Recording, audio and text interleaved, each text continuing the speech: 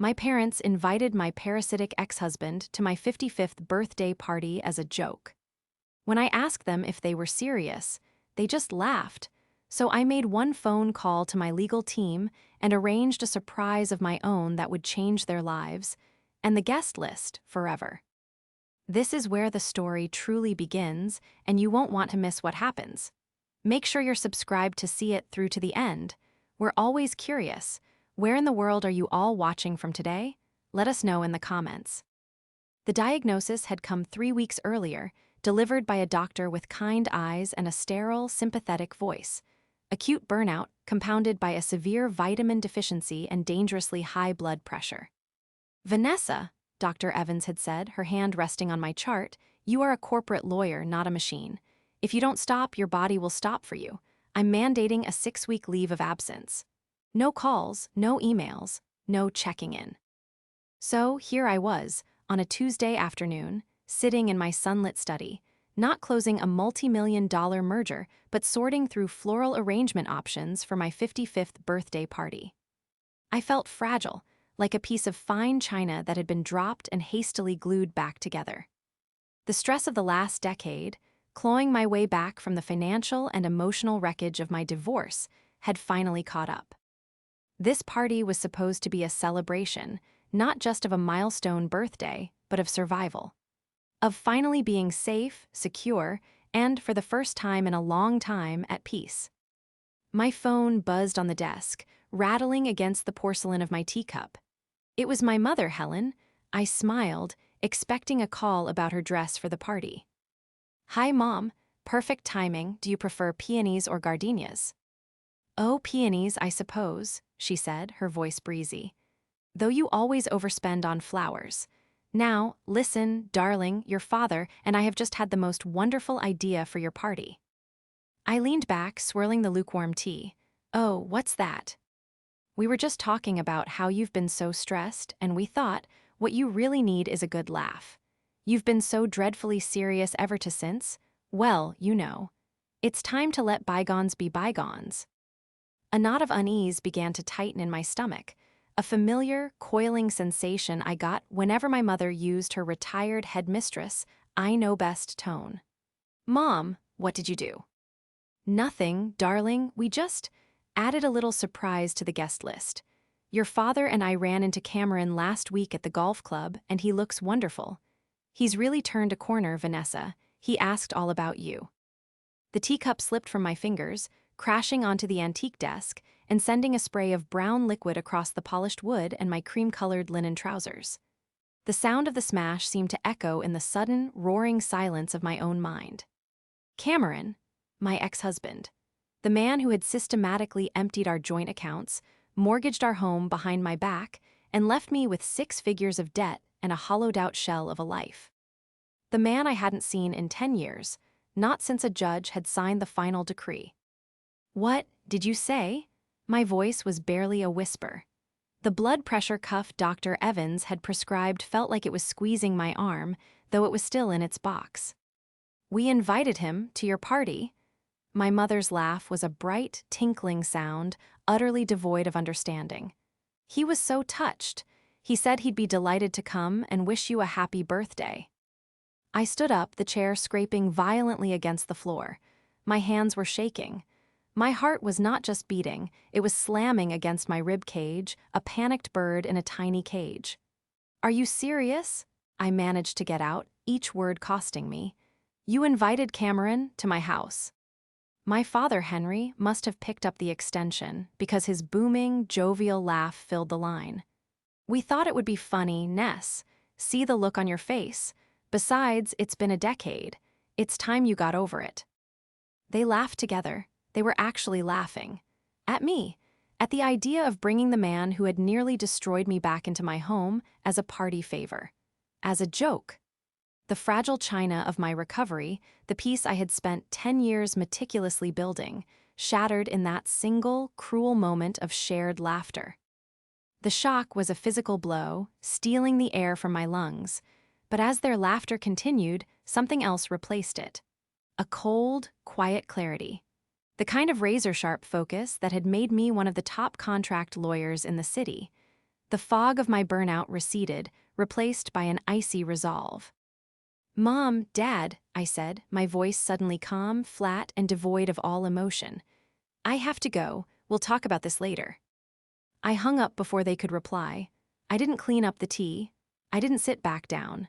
I just stood there, staring at the Rorschach blot stains spreading across my desk, and I felt the last 10 years of pain and humiliation curdle into something new, something hard and unyielding. The betrayal was worse than the diagnosis itself. The rest of the afternoon passed in a blur of adrenaline and disbelief. The mandated rest Dr. Evans had ordered was a distant memory. My heart hammered with such a painful, frantic rhythm that I was half convinced I was having a heart attack. I paced my study, the shards of the broken teacup crunching under my shoes as my parents' laughter echoed in my head. "We thought it would be funny. It's time you got over it." "Get over it?" I whispered to the empty room. Getting over it had involved 2 years of litigation, selling my condo to pay off the secret debts he'd racked up in my name, and working 80-hour weeks to rebuild my practice from scratch. Getting over it had cost me my 40th decade, my health, and my trust in human decency. And they were the ones who had held my hands through the depositions. They had been my primary witnesses. They had seen the bank statements. They had heard the lies. My hand, still shaking, hovered over my phone. I needed to call them back, to scream, to demand they uninvite him, to make them understand the sheer, monumental cruelty of what they had done. I dialed my mother's number. It rang 5 times before she picked up, her voice still laced with amusement. "Goodness, Vanessa, you hung up so quickly. Your father and I were just saying, we really got you, didn't we?" "Mom, stop," I said, my voice tight. "This isn't funny. You cannot be serious. You have to call him. You have to tell him he isn't welcome." There was a pause. The humor in Helen's voice vanished, replaced by the familiar, icy chill of her disapproval. "Don't be so dramatic, Vanessa. It's done. We already told him you'd be thrilled. He's your family in a way. And frankly, this bitterness you're holding onto is unhealthy. We are trying to help you heal." "Help me?" By inviting the man who forged my signature on a loan application. By bringing the consultant who consulted our life savings into a black hole in the Cayman Islands. "Is that how you're helping me?" "He told us he paid all that back," my father Henry interjected, his voice sounding defensive. "He said he's been trying to make amends for years, but you just wouldn't take his calls." "Because he's a con artist," I shrieked, finally losing the composure I prided myself on. "He didn't pay it back, I did. It took me 8 years. 8 years of my life paying for his mistakes." "Now, Vanessa, that's enough," Helen said sharply. "You're hysterical, it's just a party. Cameron was always so charming, and he feels terrible about the past. He deserves a second chance. We're his family, too." "We're his family, too." The words hung in the air, cold and sharp as icicles. They had chosen him, over me, over my peace, my safety, my home. The cold, dispassionate behavior from the 2 people who were supposed to be my protectors was more chilling than Cameron's original crime. "Fine," I said. The word was a chip of ice. "If he comes, I won't. I will cancel the party." "Don't be ridiculous," Helen scoffed. "Everything is already paid for. All your friends are coming. You would really humiliate yourself and us just to prove a point." "Stop being so sensitive, Vanessa. We will see you on Saturday. And do try to be civil." The line went dead. I stared at the phone. Humiliate myself? They were worried about their humiliation. A new thought, cold and sharp, pierced through the red fog of my anger. Why? Why now? Why him? It had been 10 years. My parents had loathed him during the divorce. They had sat beside me as I'd cried. What had changed? I sank into my chair, the one facing my wall of diplomas and legal certifications. I was a lawyer. I specialized in contracts, in trusts, in finding the truth hidden in the fine print. I didn't deal in emotion, I dealt in facts. And the facts didn't add up. A vague memory surfaced. My father, Henry, complaining a few weeks ago. That blasted homeowners association at the villa. They're raising the fees again. It's extortion. I had waved it off, told him I'd handle the renewal as always. My parents lived in a luxury retirement villa, the best one in the state. The lease, the fees, the maintenance, all of it was paid for by a trust. A trust that I had set up and that I controlled. A trust that was, at this moment, my parents' entire financial safety net. I thought about their laughter, their coldness, their sudden, inexplicable allegiance to my greatest enemy, and a dark, terrible suspicion began to form. They had forgotten one crucial thing. They had forgotten who I was. They had forgotten who paid the bills. To understand the depth of this betrayal, you have to understand my parents. My mother, Helen, was a retired headmistress. She hadn't just run a school, she had ruled it. She was a woman who believed she knew what was best for everyone, and she would move heaven and earth to impose her vision of best, whether you wanted it or not. She saw emotions as an administrative problem, a messy variable to be tidied up. My bitterness, as she called it, wasn't a wound to be healed. It was a behavioral issue to be corrected. My father, Henry, was a retired dentist, a man who had spent his life dealing with minor pains and superficial pleasantries. He was a follower, a yes man to my mother's no woman. He craved a quiet life, and he would agree to anything, laugh at anything, and ignore anything to avoid a confrontation, especially one with his wife. His jovial, backslapping nature was a mask for a deep-seated moral cowardice. And then there was Cameron. When I met him, I was a 35-year-old partner at my firm, and he was a consultant. That's all he ever called himself, a consultant. It was a word as vague and polished as his appearance. He was handsome, disarmingly so, with a voice that could charm a snake out of its skin. I, a woman who read 100-page contracts for fun, fell for him completely. He was my one great, catastrophic lapse in judgment. I had sacrificed so much for my parents. I was their only child, the miracle baby they'd had late in life. I had been the perfect, dutiful daughter. I'd gotten the scholarships, the law degree, the partnership. When my father's dental practice hit a rough patch, I'd quietly bailaid him out. When my mother decided they deserved a retirement in the sun, I didn't just help them move. I bought the villa, put it in a trust, and funded it, ensuring they would live out their days in a luxury they had not earned, all while I was still paying off the debts Cameron had left me. My devotion was absolute. My financial support, unconditional. The divorce had been a public interest story in our small, affluent community. Top lawyer swindled by con-man husband. Cameron had been brilliant in his sociopathy. He had used my own money to fund a lifestyle I didn't even know he had. A second apartment, lavish business trips, investments that vanished overnight. He specialized in finding insecure, successful women and bleeding them dry. He had found 2 others before me, and I'd later learned, at least one after. During the divorce, my parents had been my staunchest defenders, at least publicly. "That man is a parasite," my mother had declared at a club luncheon. "He is dead to this family," my father had announced on the golf course. Their social standing had taken a hit because of me, and they'd never let me forget the embarrassment I had caused them. Now, suddenly, the parasite was back, and my parents were the ones inviting him in. Why? The question beat in my head like a drum. It wasn't just a joke. It was a move, a calculated play. My lawyer's brain, now fully online, began to run the variables. Cameron never did anything without a financial motive, and my parents, for all their bluster, were easily manipulated by anyone who flattered them. I looked at the phone, my heart still cold. They had forgotten one crucial thing.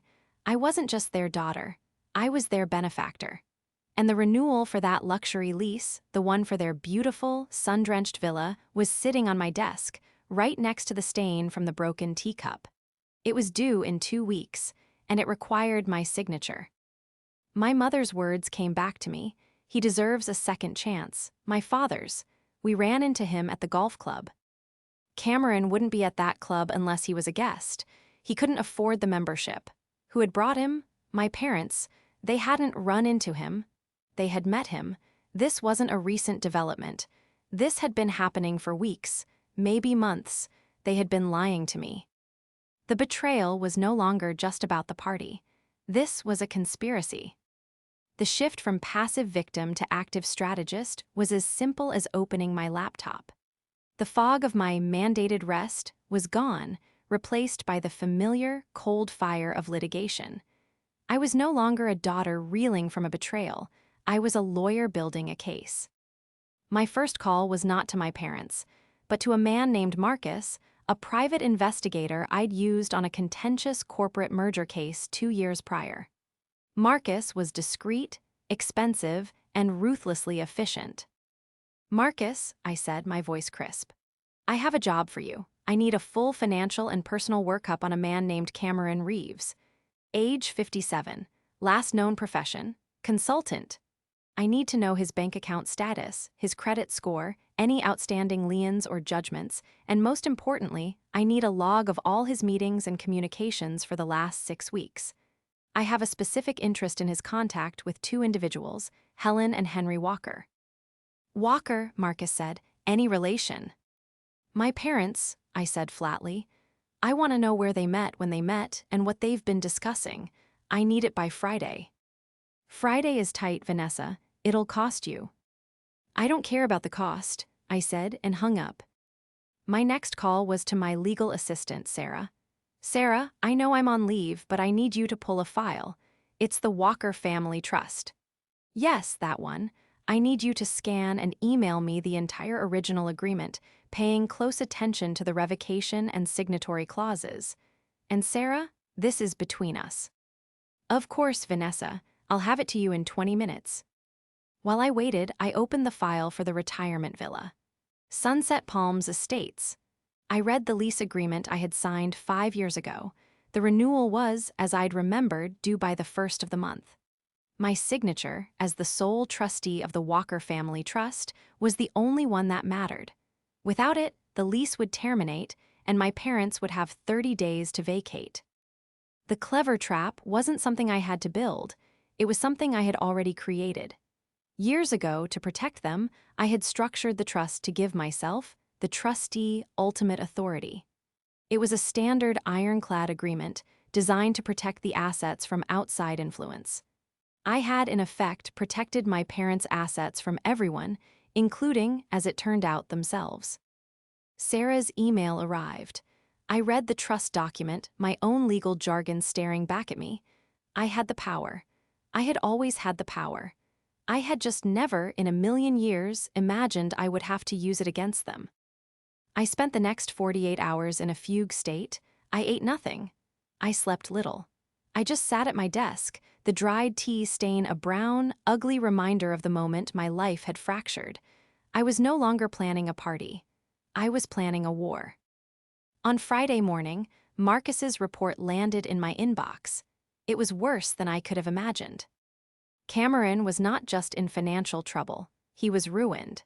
He was being sued by 2 different investors in New York. A lien had been placed on his last known address in Miami, and he had a judgment against him in California for fraud. He was, to put it in legal terms, a toxic asset.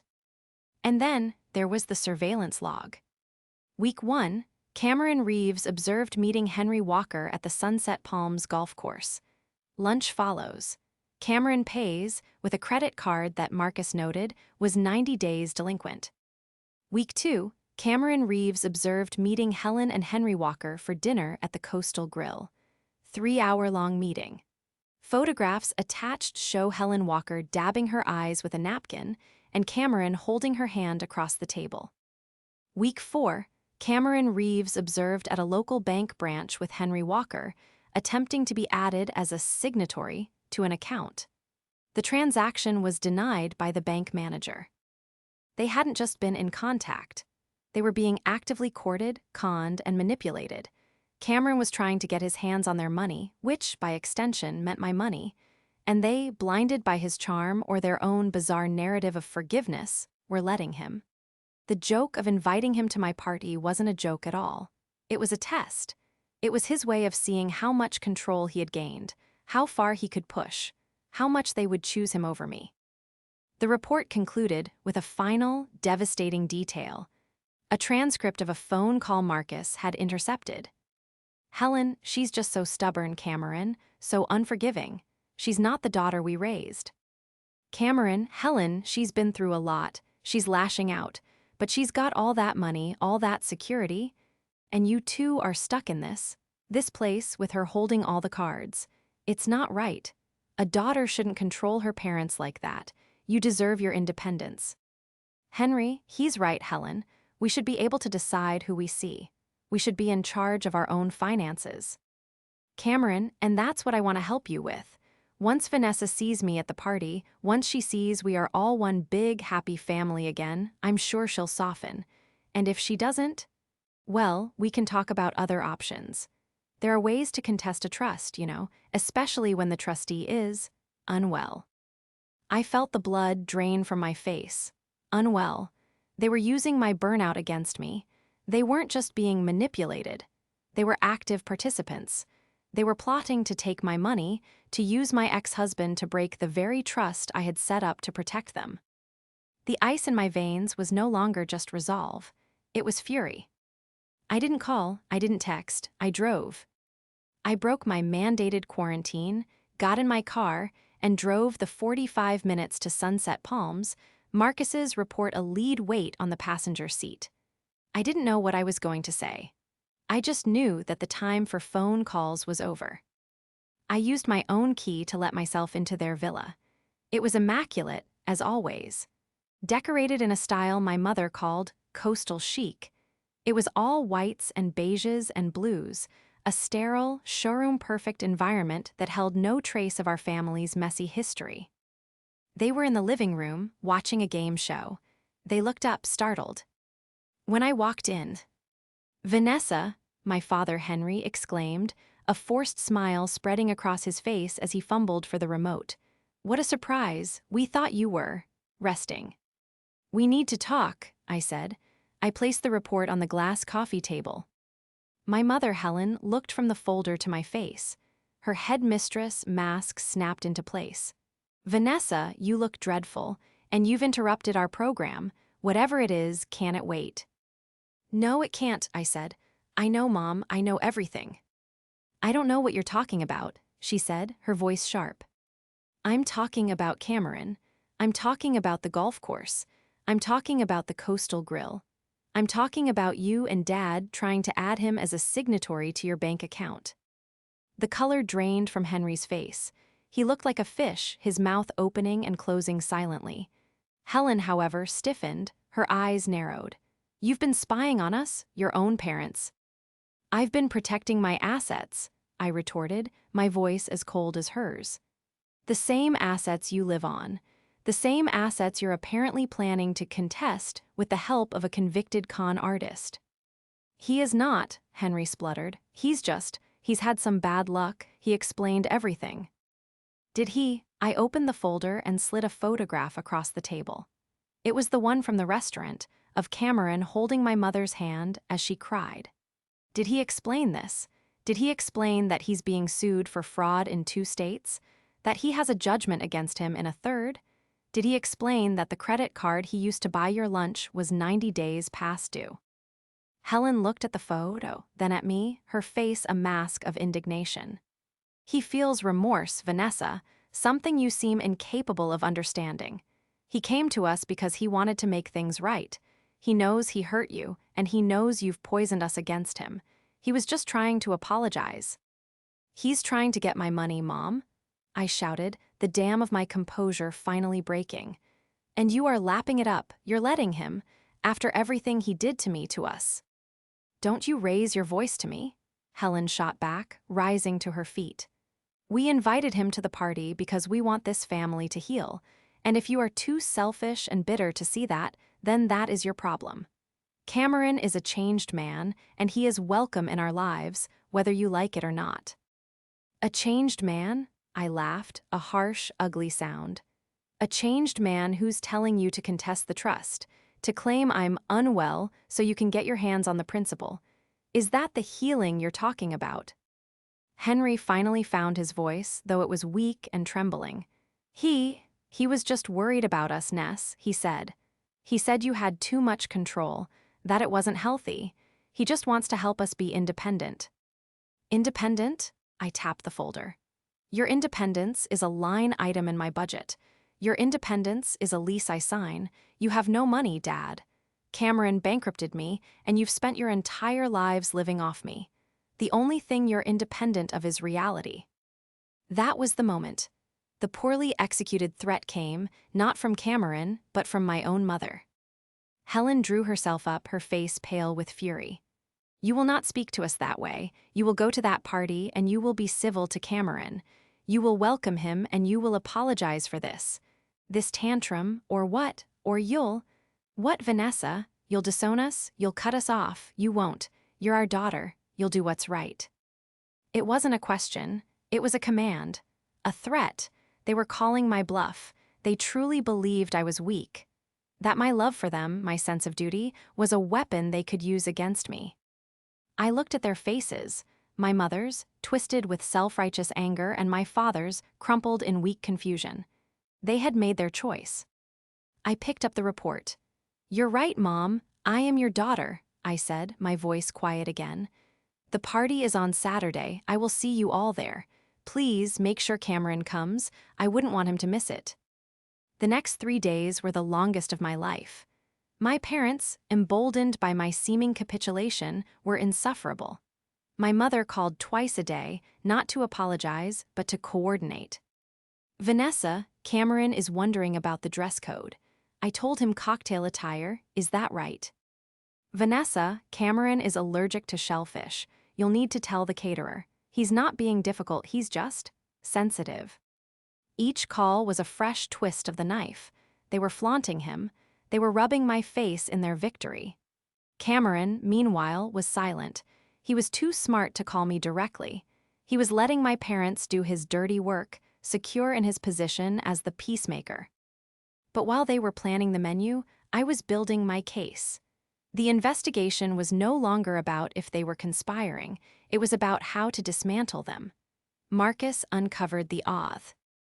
Our options, Cameron had mentioned. He had already contacted a bottom-feeding probate lawyer, a man known for contesting wills and trusts on behalf of disgruntled relatives.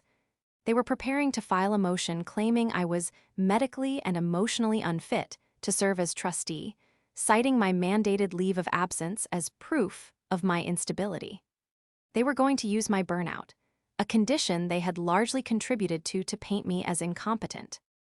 The rage that filled me was so pure, so cold, it was almost peaceful. It burned away the last vestiges of my doubt. This was no longer a family dispute. It was a war. I gathered my proof. Not just Marcus's report, but the original loan documents Cameron had forged. The court judgments from his other victims, which I'd had overnighted from New York and California.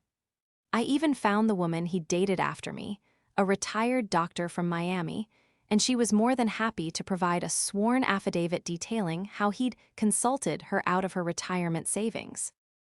The stakes were clear. If I did nothing, I would lose everything. They would drag me into a messy, public legal battle using my private health information as a weapon. They would bleed me dry, just as Cameron had done before. This time, my own parents would be holding me down. The night before the party, I had a second confrontation. My mother called, not about the party, but with a demand. Vanessa, your father and I have been talking with Cameron, and he's right. It's time for a change. We want to be in control of our own finances. We want you to dissolve the trust. I sat in the dark of my study, the city lights twinkling below. Dissolve the trust, Mom, and do what? Just hand you the principal, hand it to him. It's our money, she insisted. We're your parents, you owe us. Cameron has been helping us understand our rights. He's arranged a meeting with a new financial advisor for us next week. A financial advisor, I repeated, my voice dead. I'm sure he has. Let me guess, his name is Mr. Smith, and his office is a P.O. box. You're being disrespectful, she shrieked. We are telling you, not asking. You will start the paperwork to dissolve the trust, or we will have Cameron's lawyer do it for us. We have rights, Vanessa. We will not be controlled by you any longer. The spell wasn't just working, it was complete. They were his. He had turned them against me so completely that they were willing to destroy me to get what they wanted. Okay, Mom, I said, the words tasting like ash. You're right, we need to talk about this. Let's do it at the party. Tomorrow night, in front of everyone, we can lay all the cards on the table. We can talk about your rights and my control and Cameron's financial advice. Let's clear the air once and for all. There was a pause, even she seemed to sense the danger in my tone. What do you mean? I mean, it's my 55th birthday. A milestone. It's the perfect time for new beginnings. I'll see you tomorrow, Mom, and please make sure you bring Cameron. I hung up, the trap was set. The bait was taken. All they had to do was walk into it. The party was in full swing. My house, which I had reclaimed and rebuilt, was filled with flowers, music, and the low hum of genuine friendship. My partners from the firm, my neighbors, the few friends who had stuck by me through the divorce, they were all here. I moved through the crowd, accepting birthday wishes, my stomach a tight knot of anxiety and steel. I was dressed in a crimson-red dress, a color I'd chosen specifically. It was the color of power. Then they arrived. The music seemed to dip as my mother, Helen, my father, Henry, and Cameron walked through the door.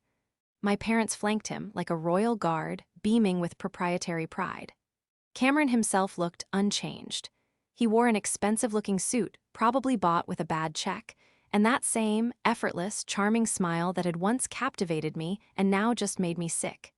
He was 57 but looked a decade younger, a testament to a life lived on other people's money. My mother spotted me and waved, a grand theatrical gesture. "Vanessa, darling, look who's here." The entire party turned. Silence fell. My friends, who knew the story, looked horrified. I walked towards them, a glass of sparkling water in my hand. "Cameron," I said, my voice perfectly even. "What a surprise. I can't say it's good to see you." He laughed that smooth, practiced laugh. "Oh, Vanessa, still so dramatic, happy birthday. Your parents insisted I come, I just wanted to wish you well. And," he added, lowering his voice, "to let you know there are no hard feelings. It's time to let the past go, don't you think?" He reached out as if to touch my arm. I stepped back. "You're right, Cameron," I said, my voice ringing out in the sudden quiet.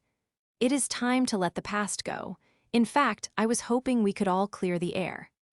I turned to the small jazz trio I'd hired. "Excuse me, gentlemen, could you take a break? Thank you." I picked up the microphone they'd been using. My heart was a hammer. "Hello, everyone. Thank you all for coming to my 55th birthday. It means more to me than you know." I looked around the room at the confused, concerned faces of my friends. Most of you know what I went through 10 years ago. Most of you were here to help me pick up the pieces, and you all know the man who held the hammer. I pointed the microphone at Cameron. His smile wavered just for a second. "What you don't know," I continued, "is that this man has been consulting with my parents for the last 6 weeks. He's been convincing them that I am the problem, that I am unwell, that the trust I set up to protect them and give them a life of luxury is actually a cage I've built to control them." My mother's face was a picture of fury. "Vanessa, stop this right now. You are embarrassing yourself." "Am I, Mom?" I turned to her. "Or am I just getting started? You see, this joke of inviting Cameron here tonight, it wasn't a joke. It was a power play. They've been meeting with a lawyer. They're planning to sue me, to have me declared mentally incompetent so they can dissolve the trust and give their, and my, money to this parasite." A collective gasp went through the room. Henry looked like he was about to be sick. "Vanessa, that's a lie," Cameron said, stepping forward, his charm curdling into anger. "Your parents are worried about you. We're all worried about you." "Are you, Cameron?" I walked over to a table where I'd left a single, thick folder. "Are you worried about me? Or are you worried about the 2 fraud cases pending against you in New York? Or the judgment in California? Or perhaps you're worried about Dr. Elizabeth Stern, who, by the way, sends her regards. She was fascinated to hear you were trying the same scam on my family." I opened the folder and threw a stack of papers onto the floor at his feet. They were his court judgments, his bank statements, the affidavit from Dr. Stern. Cameron's face went white. He looked at the papers, then at me, all pretense of charm gone. He was a cornered rat. I turned to my parents. My mother was shaking with rage. My father was crying silently. "Mom, Dad, you came here tonight expecting me to roll over. You laughed at me when I was in pain. You plotted against me with the man who nearly destroyed my life. You called me unwell and sensitive. You made your choice." I held up a single, crisp piece of paper. "This," I said, "is the lease renewal for your villa. It was due on my desk yesterday. I was supposed to sign it so you could continue to live in your cage." I walked over to the fireplace where a low fire was burning. "And this," I said, holding up a second set of papers, "is a 1-year lease I signed this morning. It's for a very clean, very functional 1-bedroom apartment at the Sunset Arms. Not the Palms. It's right above a very loud laundromat. And this," I held up a small key, "is the key. Your independence starts on the 1st of the month. You have 30 days to vacate my property." My mother let out a sound, a strangled sob of pure, unadulterated fury. You can't." "I can," I said, my voice breaking, not with sadness, but with the sheer, crushing weight of their betrayal. "I did. You wanted to change the guest list. Fine, I've changed it. You're out, both of you." I looked at Cameron, who was already inching toward the door. "As for you," I said, "my friends from the district attorney's office were very interested in Dr. Stern's affidavit, as were your parole officers in New York. I'd expect a call." That was the final blow. Cameron didn't say a word. He turned and fled. He ran out of my house. My mother, Helen, pointed a trembling finger at me. You will regret this. You will be old and alone. You are no daughter of mine." "You're right," I said, finally letting the tears come. "I'm not. Your daughter was someone you could manipulate and laugh at and betray. That person is gone. Now please get out of my house." My father, Henry the coward, didn't even look at me. He just grabbed my mother's arm and they walked out, leaving a trail of stunned silence in their wake. The guest list had been changed forever. The downfall was swift and it was total. Cameron was arrested 2 days later. He didn't even make it out of the state. The outstanding warrants, combined with the new evidence from Dr. Stern and the clear-cut case of his conspiracy to commit fraud against me, were enough. He was extradited to New York, where he faced a judge who was not charmed by his smile. He received a sentence that, at 57, was effectively a life term. My parents, true to form, tried to fight. My mother, in a fit of delusion, actually tried to hire the probate lawyer Cameron had recommended. The lawyer, upon hearing that their assets were, in fact, gone and their ennui. LL daughter was a senior partner at one of the city's top law firms, dropped their case so fast it left an echo. They had no choice. They moved into the 1-bedroom apartment at Sunset Arms. My mother's coastal chic furniture wouldn't fit, so they had to sell it for pennies on the dollar. The 1st of the month came, and I received a single, vitriolic text from my mother.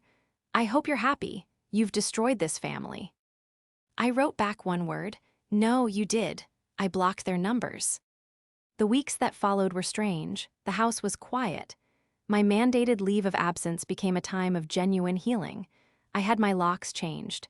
I sold the guest furniture they had used. I went back to Dr. Evans, who, after hearing the story, took my blood pressure and smiled. "Well," she said, "it seems you've performed a successful, if radical, extraction of the 2 largest sources of your stress." I began to heal. I learned to sleep through the night. I took up gardening. I reconnected with the friends who had stood by me, who had watched me execute the most painful decision of my life and had not judged, but had simply brought over wine and sat with me in the quiet. 6 months later, I received a letter. It was from my father. It was halting, full of his usual weak platitudes, but hidden in the lines of "Your mother is struggling," and "It's very loud here." There was one sentence that stood out. "I am sorry, Vanessa, it was never a joke. It was just greed, and we were wrong." I didn't write back, but I did make a phone call. I set up a small, anonymous stipend, managed by a third party, to be delivered to my father's personal account. Enough for him to buy groceries or a pair of headphones to block out the laundromat. It was not forgiveness. It was an acknowledgement. An acknowledgement that he, at least, was capable of one small, private moment of truth. My mother never reached out. I heard, through the grapevine, that she had taken a job as a receptionist at a local community center. The former headmistress, now answering phones. My 56th birthday was a quiet affair, just me and a few close friends in my garden. There were no jokes. There were no surprises.